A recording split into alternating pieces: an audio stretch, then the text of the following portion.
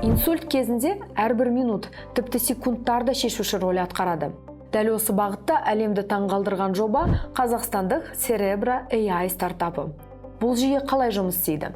Жасанды интеллект компьютерлік томография нәтижелерін санаулы минуттарда талдап, мидағы қан айналымы бұзылуын өте ерте анықтайды. Бұл дәрігерлерге ең қиын жағдайларда жедел әрі дұрыс шешім қабылдауға мүмкіндік береді. Cerebra AI Global Startup Awards байқауының жеңімпазы және Солтүстік Америкадағы ең инновациялық жасанды интеллект компанияларының тізіміне енген жоба. Қазір стартаптың штаб-пәтері Кремний алқабына көшкен. ақш-тың алдыңғы қатарлы клиникаларымен жұмыс істеп жатыр.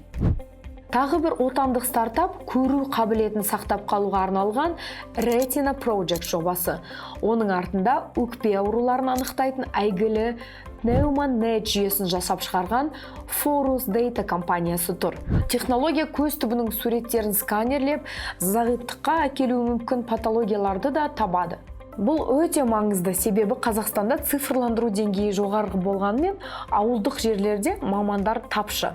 Ал мұндай технологиялар медициналық көмектің кез келген өңірде қолжетімді болуына мүмкіндік береді.